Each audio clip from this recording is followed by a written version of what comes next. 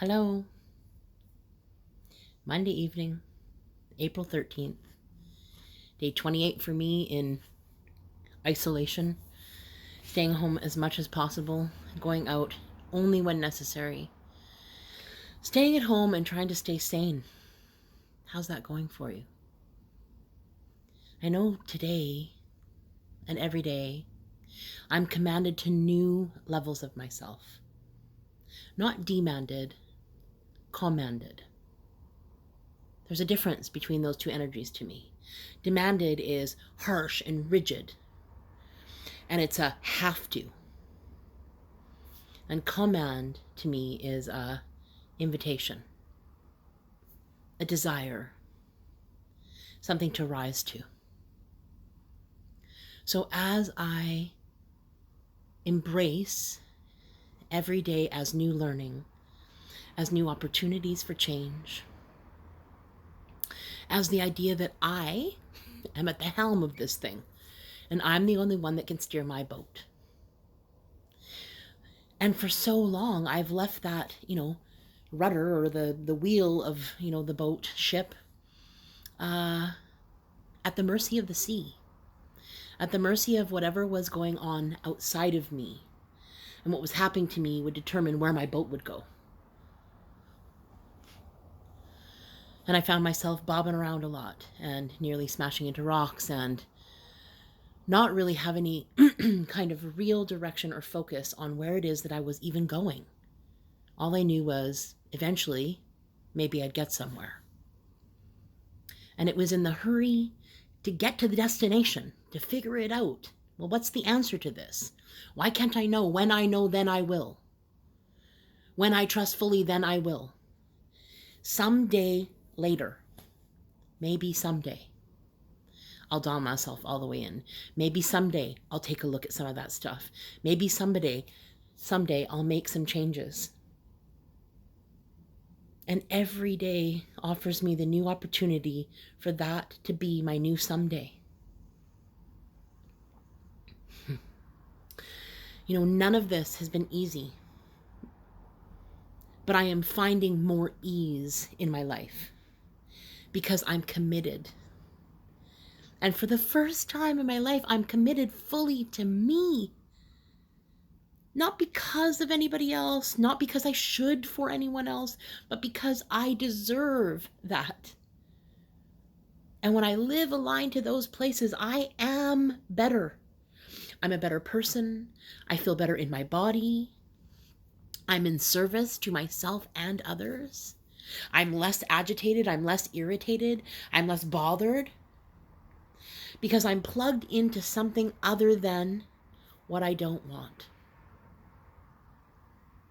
I'm up against myself and my stuff on a daily basis, and I keep pushing up against that stuff gently and kindly, because for so long I go ramming at the wall and I wonder why I rebound off and I don't want to do it again because it hurts.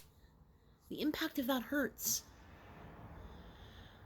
But I have the ability to shift my thoughts, my feelings, my actions, my inactions, the things that have always gotten in the way of me actually stepping into owning all of who I am. To really, truly aligning with all of the possibilities that I can bring forth in this lifetime. And I tell you, if you had asked me 3 or 4 weeks ago if I would be in this place, I couldn't see this place. I was in lockdown. My sphincter was so tight and I was in such resistance to everything that was going on around me. I felt like we were at war and I was just looking for the next bomb and when it was going to hit. And I was reactionary in life. And because I implemented a little change every day over the last 4 weeks, I come 4 weeks later to this place of peace within myself I've never known before. Joy, the levels of joy and depths of joy. When today, I'm studying and I feel so good about all the things that I'm doing, but I'm busy and I'm hustling. And there are some times when I'm in resistance to that and I feel exhausted and I don't feel like doing the work. But I continue to dial myself in. But today when my granddaughter came out and I started feeling this sort of anxiety around, well, I have things to get done, and I went, no, you know what? What do I want? I want a deep, meaningful relationship with my granddaughter. And what she doesn't want is me distracted on my phone, doing my work, ignoring her. So given the opportunity today, all it took was 5 or 10 minutes of my time. But being present with her, actually being present, putting down all the distractions, and being present with her today was such a tremendous gift. And not only for me, but for her too, because she got all of me in that moment. It's a great thing to practice, and I'm so excited that I get to step further and further and further into myself and do some deep diving.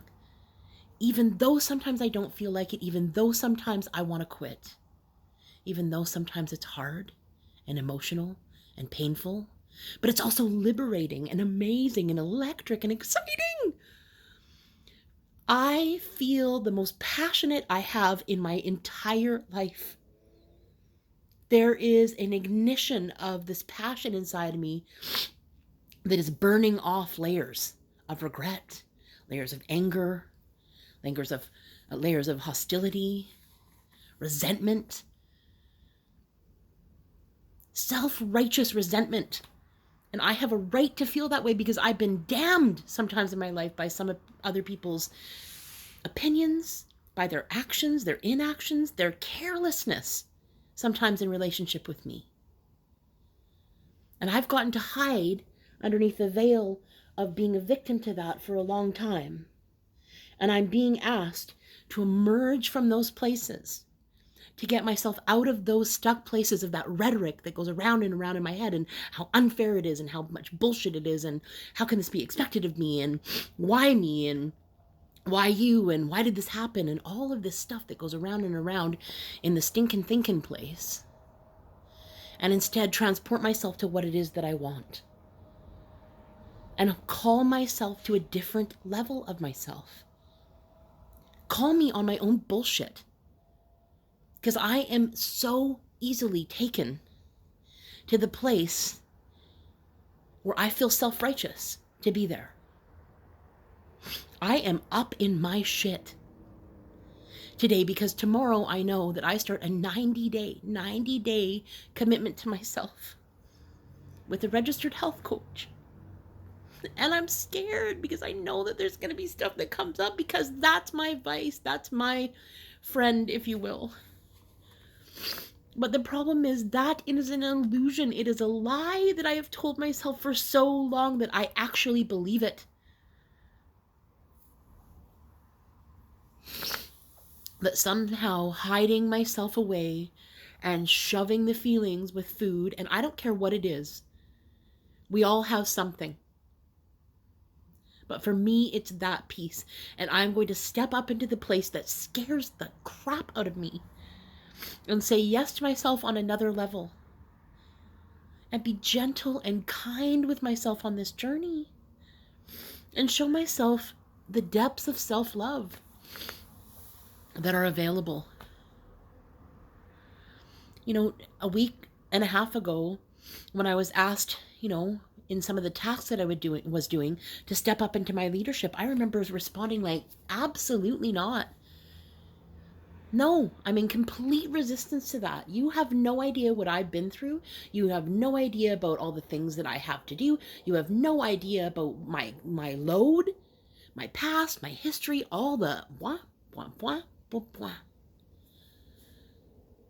And I can choose to be a victim to this, or to emerge out of that place and do something different. To create change within myself that inspires maybe somebody else to do something a little different. Life is cylindrical. It is a give and take process. And truthfully, it's just an opportunity to take a look at how I operate, how I always do things, what my reaction is, where my wounds are, and develop a relationship in those places that deepens my soul, that deepens my relationship, love and respect, and level of trust that I have within myself. I'm inspired by so many people. And when I take a moment to sit in that and relish in that place of, wow, I have so many people that inspire me. And today, who inspires me is my mother. I was asked to write about her today. And it talked about qualities that I appreciate and qualities that I see as limitations. And I tell you, the qualities that I adore were easy to write and so many. And the limitations are very few, even though I know she's human. But it's that drive to break cycles and chains in my family history and lineage by seeing my mother step into doing something different. She lives as a tremendous example of what long-term health and longevity can look like. She's goofy and silly and fun. And next to me, she is my children's favorite person on the planet. And actually, maybe even above me, which is okay too. She's earned it by being aligned with wanting to create change from the damages and experiences that she had maybe in her childhood and certainly with her lineage. Today when I pull Follow Me, a couple weeks ago I was questioning, well, who's going to follow me and why? Like, do I want to lead them? I feel overwhelmed at the thought that I would be responsible to and for other people. And the truth is, when I started making videos, I don't even know. It was just an intention of staying on track and actually talking myself and maybe others through some of the stuff that's going on, because this shit's real. I have no idea what's coming, and neither do you. But I choose every day to step further and further into faith. Further and further towards what it is that I say pulls me and draws me in, gives me joy. When I'm living at the level of mastery that I feel like I'm stepping into, and I'm just at the preliminary stages at this point. But I get to practice every day to rise up into more of myself. And I wonder if there's areas in your life that maybe you'd want to do that too. The second card today that I pulled was Three Graces, which is this idea that ventures with friends, sharing new partnerships that allow fun. Well, how amazing would that be if we could all have a little bit more fun in our lives? The level of joy that I'm experiencing today is because I started to nurture joy. The level of satisfaction and accomplishment that I am living today is because I took a risk and a chance a few weeks ago to keep dialing myself into full participation in my life. What does that look like now? What does that look like now? Be willing to tell myself the truth. And the truth is, I've been wanting to deal with my health challenges for a long time. But I've also hidden under the shroud of, I can't do anything, another time will be good, later. And I know myself. I know that I will cheat myself. So what do? I have to put the support in place that brings me to that next moment in time. So I've attracted a 90-day coach, because I really actually believe that 30 days is not enough. 21 days is not enough, 5 days, 7 days, whatever you want to say. So I'm making a major commitment to follow through on doing the actual work instead of just doing it for the sake of saying that I did it. To dialing myself into new depths, new experiences, new challenges, new outcomes, and step into embracing the possibility instead of choosing to live in this crazy lockdown frozen state that I can get myself into. Barnabas and the Prince is the last card that I pulled. And it talks about adventurous discovery, travel, meeting destiny. I have no idea if any of this will actually work.